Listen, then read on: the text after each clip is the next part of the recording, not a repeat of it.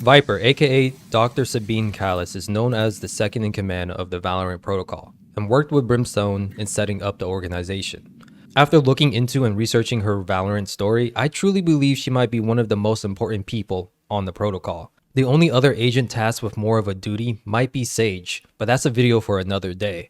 Today, we're talking about Viper, and if you don't want to be on her bad side, I highly recommend not forgetting the doctor in Dr. Sabine. You know, Viper, the name Sabine really fits you. Never call me that again. If you do, though, it's Dr. Sabine, get it right. Regardless, we'll look into their origins, personalities, goals, relationship with others, and the numerous theories surrounding the genius that is Viper. But first, I would deeply appreciate it if you considered liking and subscribing to this channel, as well as be a member in the future. I have these subscriber milestone goals. At 1K, we'll do a Q&A plus a deep dive video on one specific agent that you guys vote on. At 5,000 subscribers, I'll do a live stream power scaling video with the community, and then put out a separate video based on what you guys vote on, as well as my own opinions too. At 10,000 subscribers, I'll do a full-on video detailing everything that I can find in Valorant's lore, which will most likely be over 2 hours. Thank you for your time. Please consider subscribing, and let's get back on track with this topic. We know that Dr. Sabine is an excellent scientist, thanks to Vyse dossier, which tells us that Viper was a young prodigy, winning the R. Francis Prize at a young age, as well as the Denton Outstanding Innovation Award. These accolades definitely help her become the first Chief Scientist Officer on Kingdom's board of advisors. And like others on the protocol who used to work for Kingdom, her time with them was morally questionable at best. The lies we've told this city. Just to pry it open and suck it dry. However, what really changed was an incident that Fade points out. We can infer that Viper once used her knowledge to alleviate pain, but now we can assume that she prefers to administer it instead. I look forward to watching the light leave their eyes. Wow, Viper. You know what? I love your attitude. And no, before anyone comments down below, you can't save her. She doesn't want to be saved. Just think, Sabine. You used to heal with your skill. Funny. I am your monster. You made me this way. Never forget that. I also don't think the event that changed Viper was the assassination attempt, because Fade goes on to say that Viper was driven by vengeance. I think turning Omen's face into a monster energy can is more than what we can call getting even. This life-changing moment has to be something so great that till this day it motivates her to do her work the way she does. I want to say that Viper lost a loved one based on these voice lines. Viper, have you thought about my offer? You don't have to. Never, ever assume you can help me. You can't help me. You can't help them. What's it like, Reyna, fighting to keep a loved one alive? No, please. Tell me. It's almost as if she's being sarcastic or envious of Reyna for having the chance to keep a loved one alive, while Viper herself cannot. To Sage, she makes it sound like multiple people were involved. The real scary thing is what will remain of Viper when she finally achieves her revenge, as Fate suggests. I believe her current demeanor is a coping mechanism to ensure that she doesn't feel similar pain again, which might explain why she's so focused on her scientific experiments so much as well. But hey, that's just a theory. I'm no psychologist or therapist. I want to mention Vyse, who is one of the newer agents in the protocol. One thing that is quite stark between the two is that they are very, and I mean very similar to each other. Maybe it's a scientist thing. They both think very pragmatically and in ones and zeros. Use my poison to your advantage. I don't deploy it for kicks. Success is the only axis that matters. Fascinating. I must record this feeling. Appreciate Breach's tactics. Well done, Breach. I knew hiring you was a good idea. You're a disruptive one, Breach. But that's welcome here. Go rattle their heads for us. Are high on Omen's capabilities. I never tire of watching you work, Omen. Keep being their nightmare, old friend. Had run-ins with the Scions of Hourglass. Hourglass tried to kill me. Worked for Kingdom. So this is the project that sapped my funding all those years ago. Looks like it worked out well for you, Kingdom. Aren't always the biggest fan of Brimstone's leadership and plans. Don't tell me what to do, old man. Someone will die, no matter how fancy our strategy. Their Brimstone will learn what real leadership looks like. And look amazing in masks. If they're not related, then these two agents are the perfect definition of brothers from another mother. Well, I guess sisters in this case. We know that Viper has worked with Vyse in the past according to these voice lines, Just like old times, Viper. and that Agent 26 is more comfortable forgetting the doctor and Dr. Sabine. Oh, Sabine. How did we both change careers and still end up working together? So long, Sabine. We saved the world once, Sabine. I don't doubt that we can do it again. The only people on the protocol she doesn't demand the doctor part in Sabine is from Brimstone and Omen. Don't die here, Sabine. I need your secrets. They're the future, Sabine. You know you care about them. They are considered very close to Viper, or at least have known her the longest. We need to hear more from Viper herself before we can start drawing our own theories, but I can't wait to know more about their past, as well as their working arrangements as researchers. And speaking of experiments, we know that Viper takes pride in making her toxins. These things are really strong enough to burn through a butterfly knife that was used in her assassination attempt.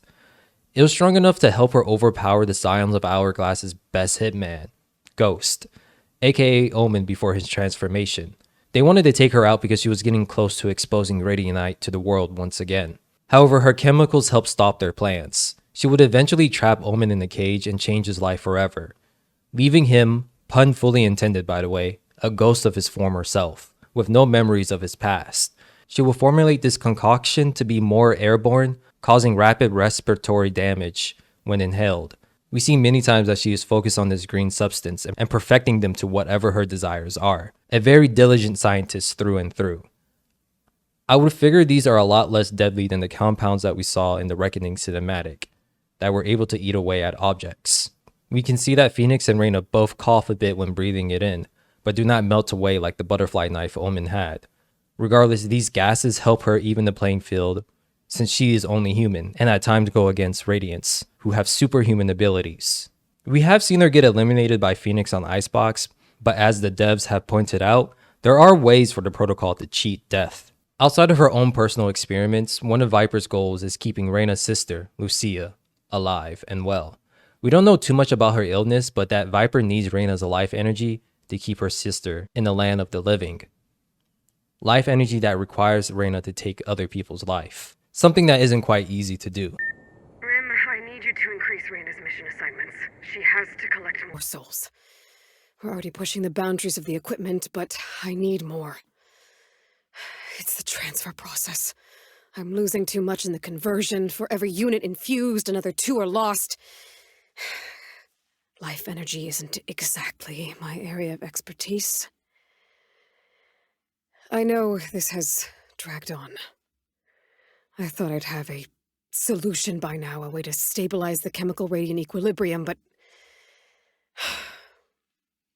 But we owe it to Reyna. Collecting enough life for the both of them, it can't be easy. As long as the child lives, I have to keep trying. Because if we fail, I don't know what Reyna will do. As many souls as it takes, Lucia. Te lo juro. This is a very important task given to Viper. We know that in KO's alternate timeline, that Reyna goes fully unhinged and becomes the queen of Radiance when she starts a war between them and humans. This has left a lot of casualties. It's one of the reasons why KO traveled back in time to stop this from ever happening to any other timelines. If you watch my Civil War video, you kind of get an idea that Reyna is only working with the protocol for her sister's sake. If Lucia was to perish under Viper's watch, then I would imagine that being the catalyst/canon event to Reyna leaving the protocol altogether, tending to her Radiantite sanctuary in Mexico, and possibly starting a new Radiance war. And I want to say that this subplot kind of has an interesting parallel to Viper's past, mainly because she is once again tasked to be a healer for somebody. I wonder if saving Lucia would be the key to not only keeping Reyna happy, but reverting Viper back to her former self before tragedy struck her life. And speaking of her past, we don't know exactly where Viper was born, but as seen by this player card, we can assume that she has ties to Seattle. In this Snakebite short story cinematic, we can tell that she's a very pragmatic, no-nonsense individual who is driven by her work. As a controller, I can assume that she likes to be in charge of things too. The very first scene, we see that she doesn't even let the alarm clock dictate her sleep schedule, since she was already wide awake. There's also a scene where she's carefully measuring out coffee, as well as a player card that visualizes this too. Now, I'm no coffee fanatic, but I can only imagine that this equipment isn't cheap either. So I guess we can definitely say that coffee is her hobby. Same with staying in shape, as she was running pretty early in the morning. There's also a player card titled Home Against /Viper, where she's running in a rainy environment with lots of trees during the fall season. This environment does remind me of Seattle a bit. There are a number of stickers and player cards that depict Viper as a very stoic and serious individual when around others. However, she does respect some of KJ's gadgets and brilliance. You did well, little mouse. Keep it up. Even though Viper may come off as a stern individual, she has been able to complement a number of agents on the protocol, including Breach, which she had a hand in hiring. Well done, Breach. I knew hiring you was a good idea. She has a level of respect for Brimstone, Raze, and Reyna as well. Reyna, a woman after my own heart. You can't have it, though. I'm impressed, Brimstone. Looks like the fire is still lit. Raze, I will deny that I said this, but your inventions are valuable. Keep tinkering. I respect the predation of their Reyna. It's almost inspiring. And even though she may find Chamber repulsive, she still recognizes his advances as pleasant from time to time, calling him charming. You were charming, but not as clever as you think. This definitely gives me those tsundere vibes. There are many times where she is envious of the youthful agents on the team and can come off as negative towards them. Brimstone, we really need to put an age floor on Valorant. I can't take this youth. They're the future, Sabine. You know you care about them. What a shame to take Jet's young life. Truly a pity. However, we have to remember that Viper is still a leader, and every good leader will encourage their team to do better, like how she does it with Neon, Phoenix, and Jet. Neon, you can practice restraint later. You're at war now. I need the storm. Keep your fire going, Phoenix. To be young and have reflexes again. Good work, Jet. Neon, you know I'm supposed to be the scary one, right? However, this is something that Sage can't really relate to. Sage, you're the only one who can keep us alive. Don't fail us now like you failed me then. She seems most fond of Omen, calling him a friend and making dark jokes in the process too. One more time, Omen. How many times have you heard that now? Keep being their nightmare, old friend. This is interesting because before he became Omen, he actually tried to kill her. This definitely has caused a rift between the two once Omen got parts of his memory back. And what I find interesting is if she kept this a secret from everyone, or if the likes of Brim and Sage knew about Omen's backstory too. Same with Cypher, who kind of just comes off as like a jerk in this voice line. Omen, I have the information you asked for. But my price? My price hasn't been paid yet. It is kind of messed up that she didn't tell Omen this despite him being so desperate to know his past. He went through a number of appointments with Fade and Sage trying to recover them. But like we said beforehand, Viper is a very pragmatic individual. She tends to think of things in zeros and ones rather than the emotional consequences of her actions. Liam, we need to talk. When Omen didn't know about his past, he was contained, a known entity. We kept him in the dark to protect both him and us. I had to lie to him. He tried to kill me. Now he's starting to piece things together, and I can't anticipate his actions now. Will he retaliate? Maybe leave the protocol? There are too many variables out of my control. Keep an eye on him. And I guess based on this email that Viper sent to Brimstone, their talk was quite productive and possibly even strengthened their relationship as friends. You can relax, Sabine. I gain nothing from killing you now. Attend to the present, not the past. I've made my peace with our Viper. I cannot say the same for theirs. She will learn to fear me. Ordered to kill Sabine again. Does nothing ever change? That I kill you now, after all this time. Ironic. It's also safe to say that she doesn't like the signs of Hourglass either. Ordering a hit on your life would do that, but this is just a testament to her genius. They feared how close she was to unlocking the secrets of Radiantite. Follow me here, I'm working the problem. Just wanted a sounding board, but your voicemail will do. Hourglass tried to kill me. Why? Logically, there's only one answer: my research. They wanted to prevent humanity from discovering Radionite. So they send Omen to kill me, he fails, First Light happens, and everything changes. That all tracks. Hourglass has failed. But they keep working. They send operatives around the world to recover Radionite artifacts. Why? What are they still hiding? There must be something, Brimstone. There has to be more, for Omen's sake. For mine. Call me back. And because of this lore drop in the Reckoning cinematic, we can assume that she was a key figure into Kingdom making Radionite a public energy source, and therefore making them a powerhouse of a company on Earth. Overall, even though Viper seems to have a hard, rugged exterior, she has moments where she reminds us that she's still human. Neon, what was that meal you made earlier? It was good. Oh, my nanay's adobo? You're, welcome. These characteristics are necessary for Valorant's second in command. She was able to convince Brimstone to order a raid onto Sunset to stop the Radivore experiments. Let me know down below how you feel about Viper's story and what other theories you may have about them.